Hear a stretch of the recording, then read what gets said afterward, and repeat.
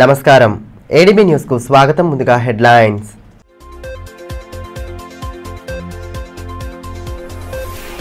రాష్ట్ర ప్రభుత్వ విధానాలపై ధ్వజమెత్తిన మాజీ మంత్రి జోగురామన్న. రుణమాఫీ ప్రక్రియలో అనేక మంది రైతులకు న్యాయం జరగలేదని ఆక్షేపణ. అన్నదాతలు తీవ్ర ఇక్కట్లు పడుతుంటే కాంగ్రెస్ సంబరాలు జరుపుకుంటోందని మండిపాటు.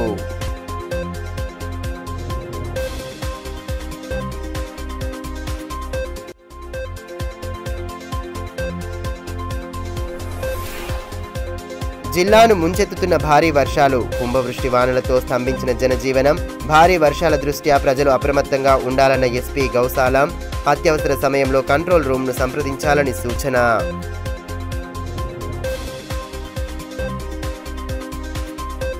రైతాంగాన్ని మోసం చేసేలా కాంగ్రెస్ ప్రభుత్వం వ్యవహరిస్తోందని, ప్రజాభిప్రాయాల పేరిట రైతు భరోసా పెట్టుబడి సహాయాన్ని అందించకుండా లక్షలోపు రుణమాఫీ చేసే సంబరాలు జరుపుతున్నారని మాజీ మంత్రి జోగురామన్న అన్నారు. స్థానిక బీఆర్ఎస్ పార్టీ కార్యాలయంలో ఏర్పాటు చేసిన మీడియా సమావేశంలో పాల్గొన్న ఆయన ప్రభుత్వ విధానాలను ఎండగట్టారు. రైతు భరోసా కింద అందించాల్సిన పెట్టుబడి సహాయాన్ని రుణమాఫీకి మళ్లించి రాష్ట్ర రైతాంగాన్ని కాంగ్రెస్ ప్రభుత్వం మోసం చేస్తోందని, రుణమాఫీ ప్రక్రియలోనూ అనేక మంది రైతులకు న్యాయం జరగలేదని మాజీ మంత్రి బీఆర్ఎస్ జిల్లా అధ్యక్షులు జోగురామన్న ఆరోపించారు. పట్టణంలోని పార్టీ కార్యాలయంలో శనివారం నిర్వహించిన మీడియా సమావేశంలో పలువురు నేతలతో కలిసి పాల్గొన్న ఆయన రాష్ట్ర ప్రభుత్వ విధి విధానాలపై తీవ్ర స్థాయిలో ధ్వజమెత్తారు.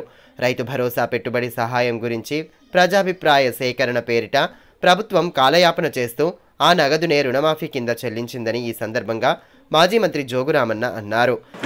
2 లక్షల రుణమాఫీ చేస్తామని చెప్పినటువంటి మాట వాస్తవమా కాదా?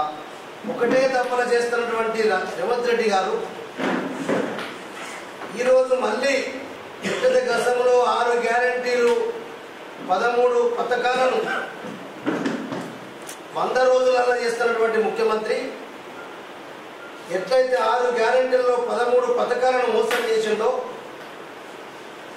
ఈ రాష్ట్ర రైతాంగాన్ని కూడా మళ్ళీ 2 లక్షల రుణమాఫీ పేరుతోటి ఇలా ₹1,00,000 ప్రారంభించిన కార్యక్రమం. మేము అన్ని గ్రామాల నుంచి వివరాలు మాకు రైతులు చెప్తా ఉన్నాం. మేము ఏమడుగుతున్నాం? ఒక పక్కనేమో రైతు భరోసా ఇవ్వడానికి రైతుల ఒపీనియన్ తీసుకుంటామని చెప్పి జిల్లాలలో మీటింగ్లు పెట్టారు. 2-3 జిల్లాలు కూడా కాలేదు. రైతు భరోసాని పక్కకు పెట్టేసాం. ఈ భరోసానే మొదలు కాలే. మా రైతు బంధునే ఒక విడత ఎగ్గొట్టినావు.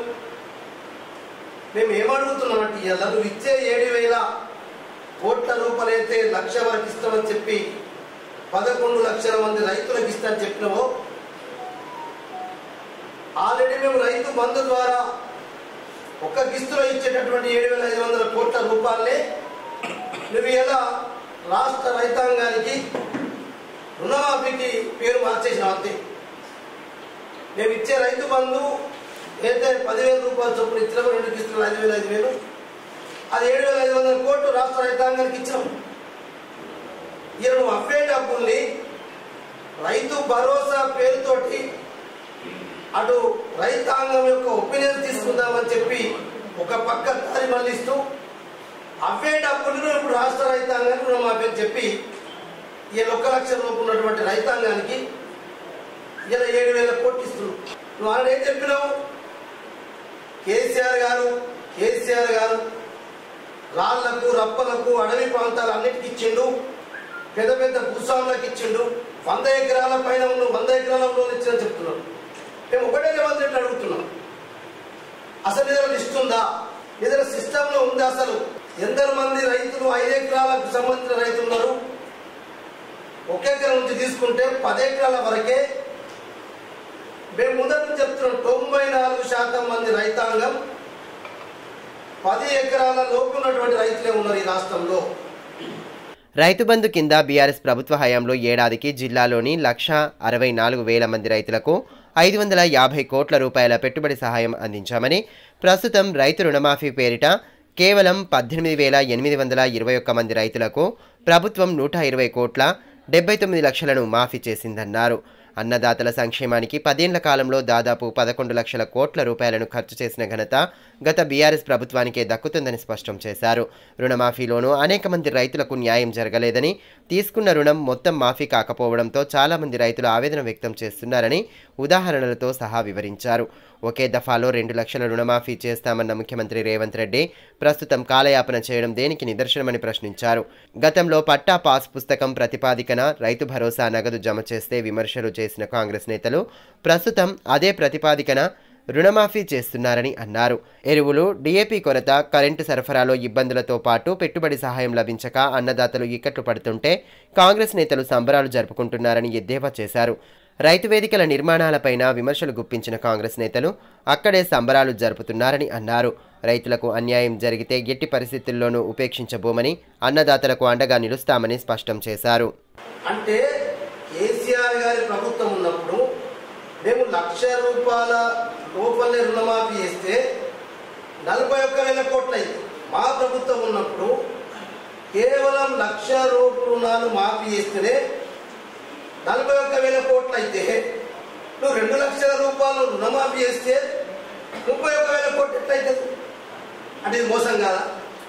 క్లియర్ కట్గా అంటే అప్పుడు రేవంత్ రెడ్డి ఎన్నికలు అన్నప్పుడే ప్రజలు అబద్ధాలు చెప్తేనే నమ్ముతున్నారు, అబద్ధాలనే ఒప్పుకుంటున్నారు. కాబట్టి మేము కూడా అబద్ధాలు చెప్తున్నాం, అంతే.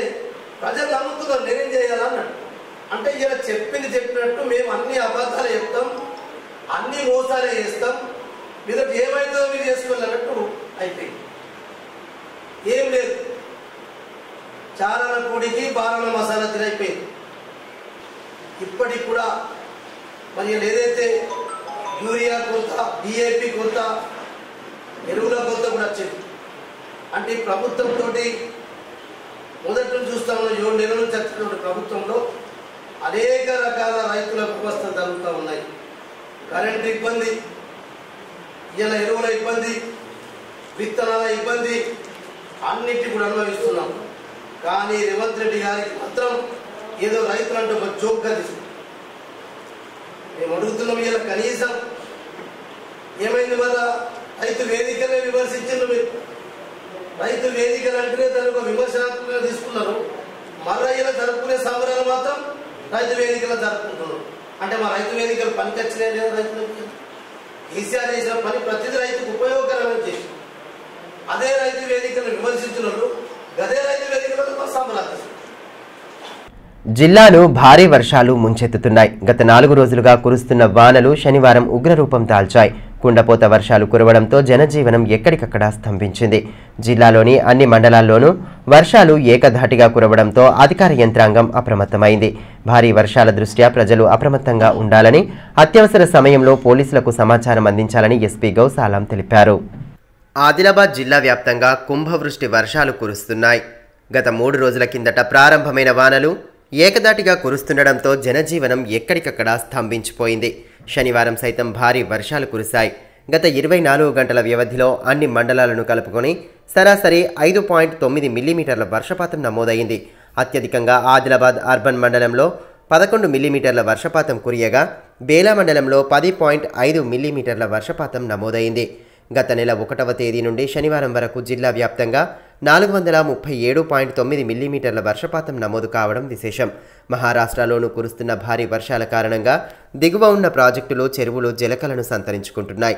ఇక భారీ వర్షాలను దృష్టిలో ఉంచుకొని అధికార యంత్రాంగం అప్రమత్తమైంది. క్షేత్రస్థాయిలో అధికారులు అందుబాటులో ఉండాలని ఉన్నతాధికారులు స్పష్టమైన ఆదేశాలు జారీ చేస్తున్నారు. భారీ వర్షాలు కురుస్తుండడంతో పట్టణంలోని ప్రధాన వీధులు నిర్మానుష్యంగా మారాయి. అత్యవసరమైన పనులు ఉన్నవారు రెయిన్ కోట్లు ధరించి బయటకు వస్తున్నారు.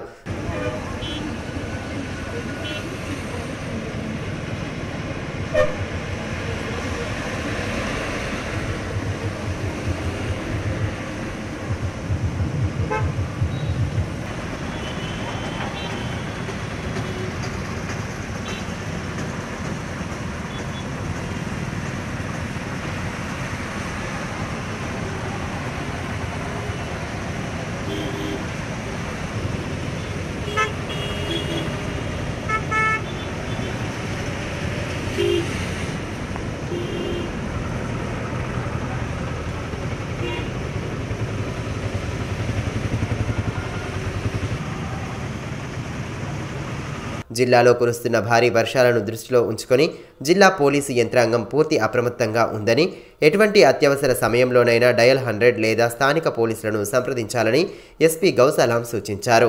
నూతన DDRF బృందం ప్రతినిత్యం అందుబాటులో ఉంటుందని, లోతట్టు ప్రాంతాల ప్రజలు అప్రమత్తంగా ఉండాలని తెలిపారు. భారీ వర్షాల దృష్ట్యా కంట్రోల్ రూమ్ ఏర్పాటు చేసినట్లు తెలిపిన ఎస్పీ అత్యవసర సమయంలో 08732 226246 నంబర్కు సంప్రదించాలని సూచించారు. వర్షాల నేపథ్యంలో ప్రత్యేకంగా టెలికాన్ఫరెన్స్ ఏర్పాటు చేసి జిల్లా పోలీసు అధికారులకు ఎస్పీ సూచనలు చేశారు. జిల్లా పోలీసు యంత్రాంగం అన్ని పోలీస్ స్టేషన్లలో అప్రమత్తతతో ఉంటుందని ఈ సందర్భంగా ఎస్పీ పేర్కొన్నారు. వంతెనలపై నుండి నీరు ప్రవహించే సమయాలలో ప్రజలు వాటిని దాటవద్దన్నారు.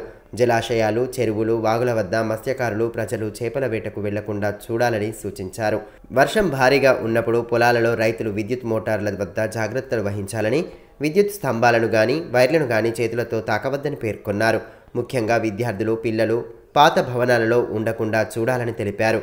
ప్రతి పోలీస్ స్టేషన్ పరిధిలో ఉన్న చెరువులు, కుంటలు, అలుగుల దగ్గర, ప్రధాన రహదారులపై ప్రవహించే వాగులు, వంకల దగ్గర నీటి ప్రవాహం స్థితిగతులపై ముందస్తు సమాచారం తెలుసుకొని ప్రత్యక్షంగా వెళ్లి పోలీసు అధికారులు పర్యవేక్షించాలని ఆదేశించారు.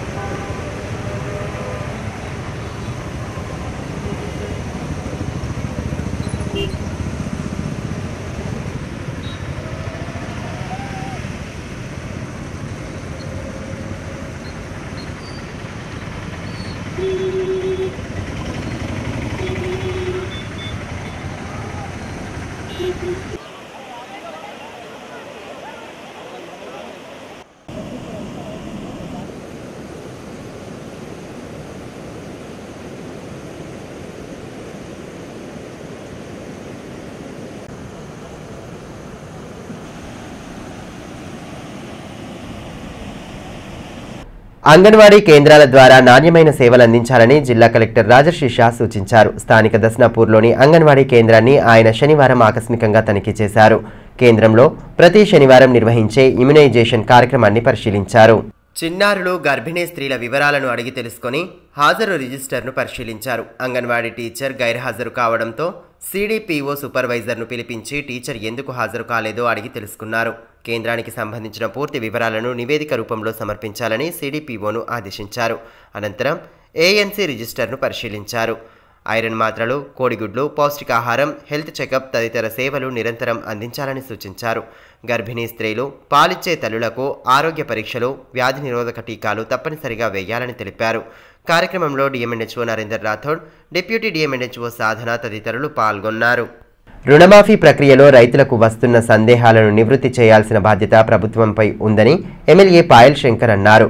పట్టణంలోని ఎమ్మెల్యే క్యాంపు కార్యాలయంలో ఏర్పాటు చేసిన మీడియా సమావేశంలో పాల్గొన్న ఆయన ప్రభుత్వ విధానాలను తీవ్రంగా ఖండించారు. ఎన్నికల సమయంలో ఇచ్చిన హామీలను ప్రభుత్వం బుట్టదాఖలు చేస్తోందని ఈ సందర్భంగా ఎమ్మెల్యే పాయల్ శంకర్ అన్నారు. ఎటువంటి ప్రణాళిక లేకుండా రైతులను గందరగోళానికి గురిచేస్తూ రుణమాఫీ ప్రక్రియను నడిపిస్తోందని మండిపడ్డారు. రుణం తీసుకున్న వారిలో కొందరికి మాత్రమే రుణమాఫీ జరిగిందని, మిగిలిన వారి సంగతేంటని ప్రశ్నించారు. రుణమాఫీ పథకాన్ని తాము స్వాగతిస్తున్నప్పటికీ పలుచోట్ల అర్హులైన రైతులకు పూర్తి స్థాయిలో రుణమాఫీ కాలేదని అన్నారు.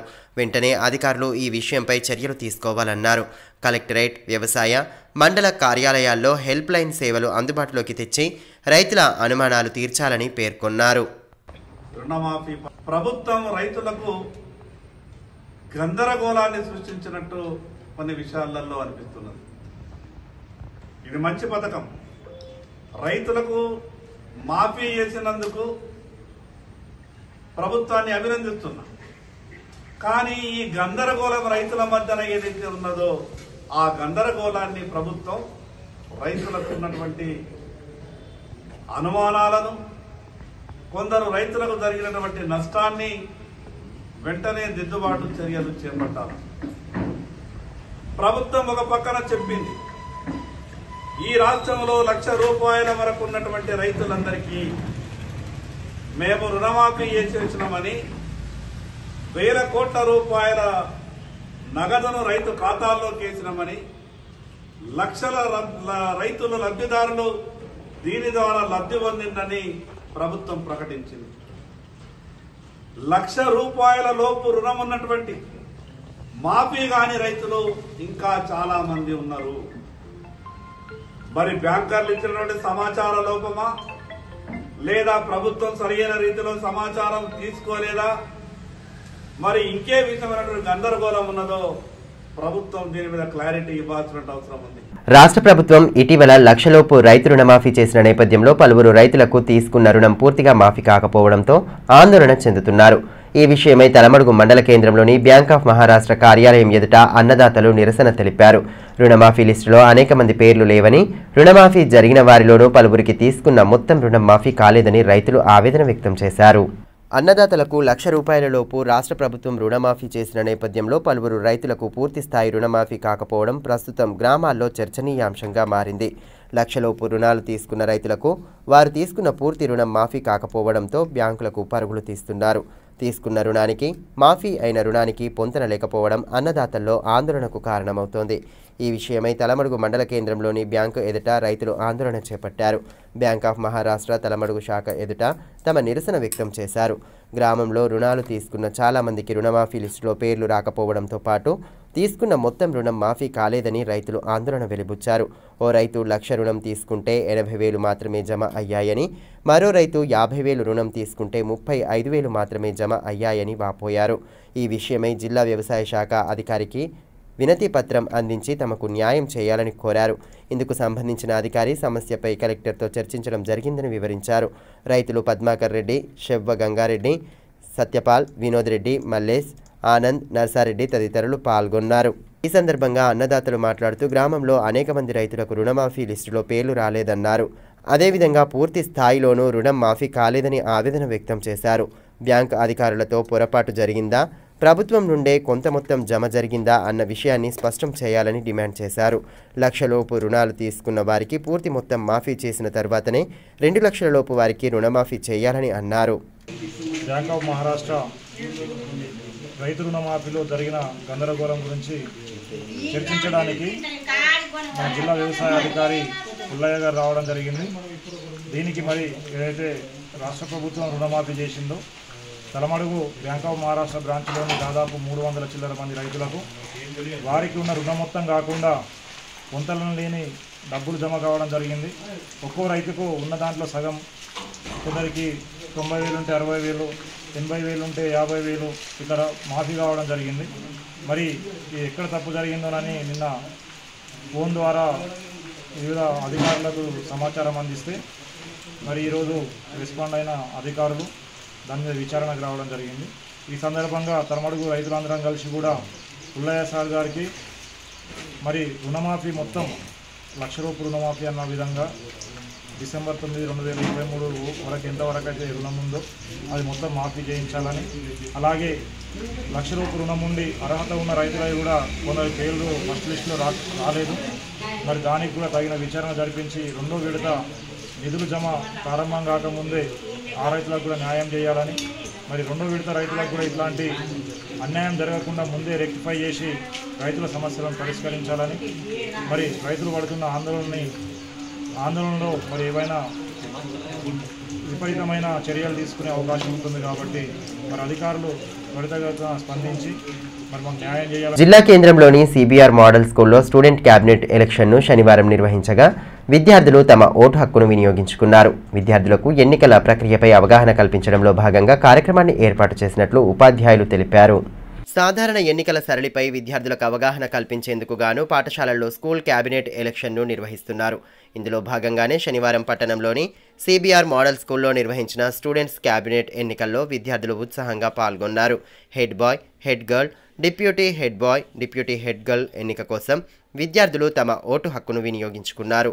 బ్యాలెట్ విధానంలో పోలింగ్ జరగగా ఉపాధ్యాయులు ఎన్నికల ప్రక్రియపై విద్యార్థులకు అవగాహన కల్పించారు.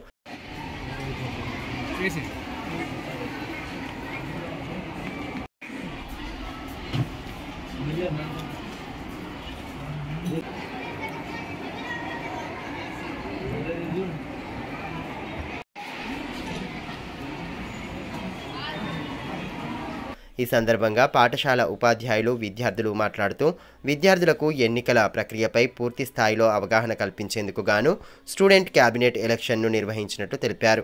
గత 2 రోజులుగా విద్యార్థులు పాఠశాలలో ఎన్నికల ప్రచారం సైతం నిర్వహించారని పేర్కొన్నారు. What is right to vote?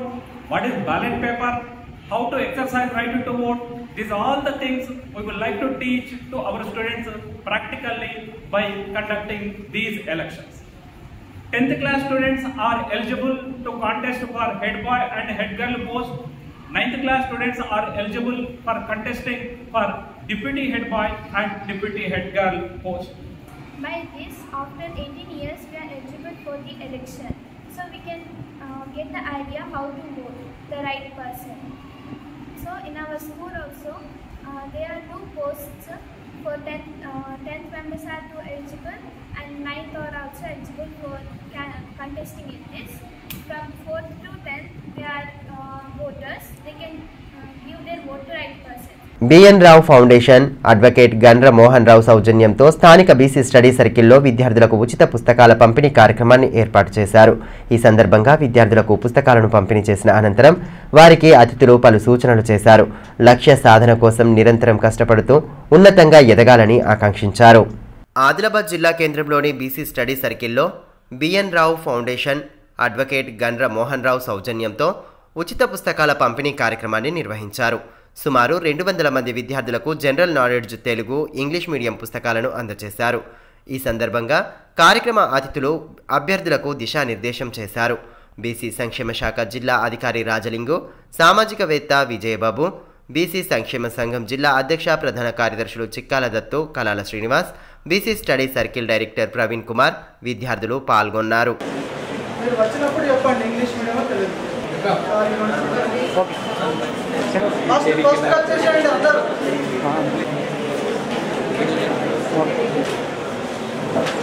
ఈ సందర్భంగా కార్యక్రమం ముఖ్య అతిథిగా హాజరైన బిఎన్ రావు మాట్లాడుతూ దేశ భవిష్యత్తు నేటి యువత చేతుల్లోనే ఆధారపడి ఉందన్నారు. వ్యవస్థలోని లోపాల కారణంగానే ఆర్థిక అసమానతలు తొలగిపోవడం లేదన్నారు. నిరుద్యోగం రోజురోజుకు పెరిగిపోతోందన్నారు. దేశంలో మానవ వనరులు అధికంగా ఉన్నప్పటికీ దాన్ని సరైన రీతిలో వినియోగిస్తే దేశం పురోభివృద్ధి సాధిస్తుందని అభిప్రాయం వ్యక్తం చేశారు. మంచి విద్యతో ఉన్నత స్థాయికి ఎదిగి సమాజంలోని పేదరిక నిర్మూలనకు పాటుపడాలని, దేశాభివృద్ధిలో భాగస్వామ్యులు కావాలని ఆకాంక్షించారు. మన దేశంలో ఎక్కువ అభివృద్ధి కావాలి, ఎక్కువ ఉపాధి కల్పించబడాలి. కానీ అలా జరగడం లేదు. ఎక్కడ లోపం అంటే రాజకీయ వ్యవస్థ. అన్నాట్ చదివిగిరి పార్టీ వరకు బీఆర్ఎస్ వచ్చి ఈరోజు కాంగ్రెస్ ఇంకేదో వస్తుంది. Same also in centre. ఏ పార్టీని కానీ ఏ వ్యక్తిని కానీ వ్యక్తిగతంగా విరోధించడం కూడా వ్యవస్థనే ఇంపార్టెంట్. సో ఈ వ్యవస్థ లోపం వల్లనే ఈ ఆర్థిక అసమానత, ఉద్యోగ కల్పన లేదు. A budget is a good budget venue. ఎప్పుడు మనం గుడ్ బడ్జెట్ ఉంటుందంటే వ్యవసాయము, ఆరోగ్యము, విద్య, ఇన్ఫ్రాస్ట్రక్చర్, మౌలిక సదుపాయాలు, స్కిల్ డెవలప్మెంట్, వీటికి బడ్జెట్లో ఎక్కువ భాగం ఇస్తే ఏకకాలంగా ఆటోమేటిక్గా సైమల్టేనియస్గా అభివృద్ధితో పాటు ఉపాధి కల్పించబడుతుంది. ఇది చిన్న విషయం, కానీ దీన్ని ఎందుకు అమలు చేయడం లేదంటే ఒకసారి మీకు అంటే రాజకీయ నాయకులకు పవర్ వస్తే, వాళ్ళకు అధికారం వస్తే శివుడికి మళ్ళీ వాళ్ళ రాజకీయం ఎట్లా ఉండాలి, వాళ్ళ ఎమ్మెల్యే ఎట్లా ఉండాలి, వాళ్ళ ప్రభుత్వం ఎట్లా ఉండాలి, వాళ్ళ సంపద ఎట్లా ఉండాలి, వాళ్ళ అధికారం ఎట్లా ఉండాలి, దాని మీదనే ఎక్కువ టైం ఇస్తారు. ప్రజలు అసలు why elected government, why government is for మన అందరికీ కూడా, భారతదేశంలో ఉన్న అందరి ప్రజలకు కూడా ఎవరి పక్క వాళ్ళకు ఉంటాయి కనుక ఒక సంస్థ, ఒక బాడీ ఉండాలి, ఒక రెగ్యులేషన్ ఉండాలి. కాంగ్రెస్ పార్టీ సీనియర్ నాయకులు స్వర్గీయ సి రామచంద్రారెడ్డి ప్రథమ వర్ధంతి కార్యక్రమాన్ని పట్టణంలోని ప్రజాసేవా భవన్లో శనివారం నిర్వహించారు. ఈ సందర్భంగా సిఆర్ఆర్ చిత్రపటం వద్ద నేతలు పుష్పాంజలి ఘటించి ఘన నివాళి అర్పించారు. మాజీ మంత్రిగా, ఎమ్మెల్యేగా జిల్లాకు ఎనలేని సేవలందించిన మహనీయుడు స్వర్గీయ చిలుకూరి రామచంద్రారెడ్డి అని కాంగ్రెస్ నాయకులు డీసీసీబీ డైరెక్టర్ బాలూరి గోవర్ధన్ రెడ్డి అన్నారు. మాజీ మంత్రి రామచంద్రారెడ్డి ప్రథమ వర్ధంతి సందర్భంగా పట్టణంలోని ప్రజాసేవా భవన్లో కార్యక్రమాన్ని ఏర్పాటు చేశారు. సిఆర్ఆర్ చిత్రపటం వద్ద నేతలు పుష్పాంజలి ఘటించి ఘనంగా నివాళి సమర్పించారు. కార్యక్రమంలో మాజీ మున్సిపల్ చైర్మన్ దిగంబర్ రావు పాటిల్, గిమ్మ సంతోష్, ప్రశాంత్ రెడ్డి, షకీల్, కృష్ణారెడ్డి, అల్లూరి భూమారెడ్డి, తిప్పిరెడ్డి విఠల్ రెడ్డి, మంచాల మల్లయ్య తదితరులు పాల్గొన్నారు.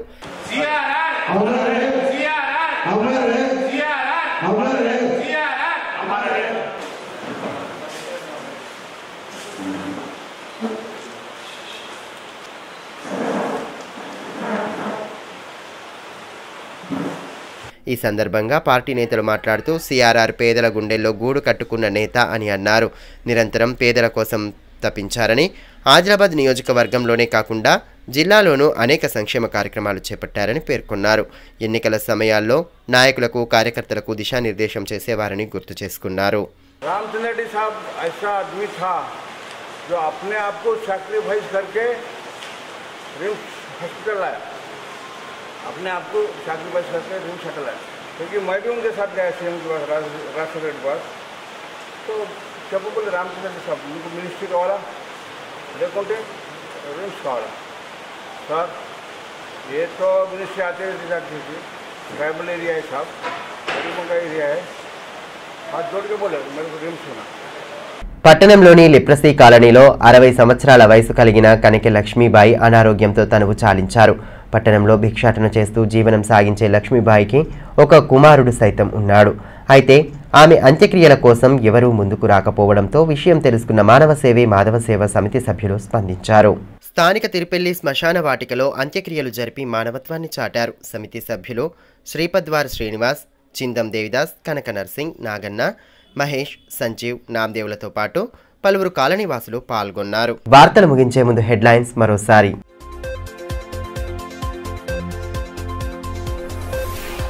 రాష్ట్ర ప్రభుత్వ విధానాలపై ధ్వజమెత్తిన మాజీ మంత్రి జోగురామన్న, రుణమాఫీ ప్రక్రియలో అనేక మంది రైతులకు న్యాయం జరగలేదని ఆక్షేపణ, అన్నదాతలు తీవ్ర ఇక్కట్లు పడుతుంటే కాంగ్రెస్ సంబరాలు జరుపుకుంటోందని మండిపాటు.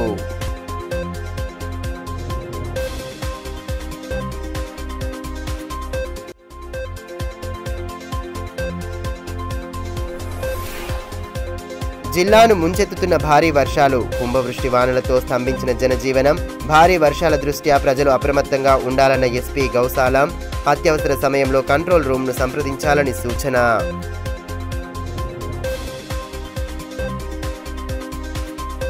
ఈ వార్తలు ఇంతటితో సమాప్తం. తిరిగి ప్రసారమయ్యే మరో బులెటిన్లో మళ్ళీ కలుసుకుందాం. అంతవరకు సెలవు. నమస్కారం.